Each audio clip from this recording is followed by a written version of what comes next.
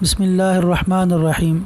حافظ ابن کثیر رحمہ اللہ حضرت عبداللہ بن حذافہ رضی اللہ تعالی عنہ کا واقعہ بیان کرتے ہیں کہ آپ کو روم کے کافروں نے قید کر لیا اور اپنے بادشاہ کے پاس پہنچا دیا۔ بادشاہ نے آپ سے کہا کہ تم عیسائی بن جاؤ، میں تمہیں اپنی بادشاہت میں شریک کر لوں گا اور اپنی بیٹی کو تمہارے نکاح میں دے دوں گا۔ تو حضرت عبداللہ بن حذافہ رضی اللہ تعالی عنہ نے جواب دیا، یہ تو کیا، اگر تم مجھے اپنی بادشاہت دے دو اور سارے عرب کا راج میرے سپرد کر دو اور پھر مجھ سے یہ مطالبہ کرو کہ میں ایک آنکھ جھپکنے کے برابر بھی دین محمد صلی اللہ علیہ وسلم سے پھر جاؤں تو یہ بھی ناممکن ہے۔ بادشاہ نے کہا، پھر میں تجھے قتل کر دوں گا۔ حضرت عبداللہ بن حذافہ رضی اللہ تعالی عنہ نے جواب دیا کہ تجھے اختیار حاصل ہے۔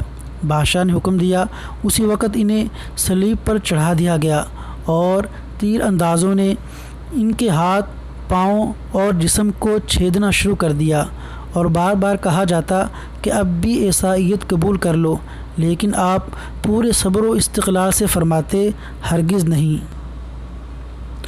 آخر بادشاہ نے حکم دیا کہ اسے سولی سے اتار لو اور پیتل کی بنی ہوئی دیگ خوب تپا کر آگ بنا کر لاؤ۔ وہ پیش ہوئی۔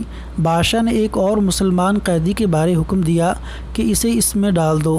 اسی وقت حضرت عبداللہ بن حذافہ رضی اللہ تعالی عنہ کی موجودگی میں آپ کے دیکھتے ہوئے اس مسلمان قیدی کو اس میں ڈال دیا گیا اور وہ صحابی اسی وقت پس کر رہ گئے، گوشت جل گیا اور ہڈیاں چمکنے لگیں۔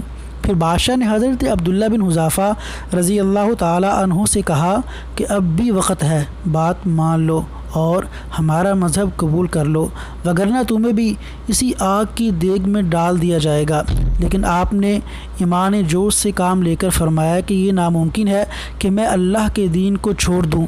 اسی وقت بادشاہ نے حکم دیا کہ انہیں چرخی پر چڑھا کر اس میں ڈال دو۔ جب حضرت حذافہ عبداللہ بن حذافہ رضی اللہ تعالی عنہ کو دیگ میں ڈالا جانے لگا تو بادشاہ نے دیکھا کہ آپ کی آنکھوں میں سے آنسو نکل رہے ہیں۔ اسی وقت حکم دیا کہ رک جاؤ۔ انہیں اپنے پاس بلایا، اس امید کے ساتھ کہ شاید اس عذاب کو دیکھ کر اس کے خیالات بدل گئے ہوں اور ہمارے مذہب کو قبول کر لے گا، لیکن بادشاہ کی یہ تمنا بے سود نکلی۔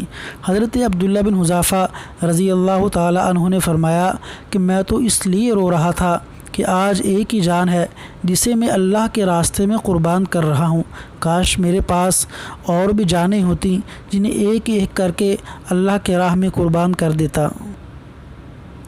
بعض روایات میں ہے کہ جب آپ کو قید خانہ میں ڈالا گیا اور کھانا پینا بند کر دیا گیا، پھر کئی دن کے بعد شراب اور خنزیر کا گوشت بھیجا گیا، لیکن آپ نے اس طرف کوئی توجہ نہ فرمائی۔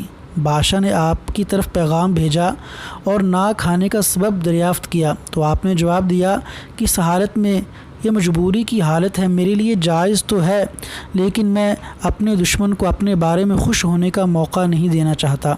تب بادشاہ نے کہا کہ اچھا، تم اگر میرے سر کا بوسہ لے لو تو میں تمہیں اور تمہارے تمام ساتھیوں کو رہا کر دوں گا۔ آپ نے اسے قبول فرمایا اور اس کے سر کا بوسہ لیا۔ بادشاہ نے بھی اپنا وعدہ پورا کیا، آپ کو اور آپ کے تمام ساتھیوں کو چھوڑ دیا۔ جب حضرت عبداللہ بن حذافہ رضی اللہ تعالی عنہ یہاں سے آزاد ہو کر حضرت عمر فاروق رضی اللہ تعالی عنہ کے پاس پہنچے تو آپ نے انہیں بڑے ادب کے ساتھ منبر رسول صلی اللہ علیہ وسلم پر بٹھایا اور فرمایا کہ عبداللہ، اپنا واقعہ ہم کو سناؤ۔ پھر جب آپ نے شروع کیا تو خلیفۃ المسلمین رضی اللہ تعالی عنہ کی آنکھوں سے آنسو بہنے لگے تو آپ نے فرمایا کہ ہر مسلمان پر حق ہے کہ عبداللہ بن حذافہ رضی اللہ تعالی عنہ کی پیشانی کو چومے، اور ابتدا میں کرتا ہوں۔ یہ فرما کر آپ نے ان کے سر کا بوسہ لیا اور پھر تمام مسلمانوں نے ان کے سر کا بوسہ لیا۔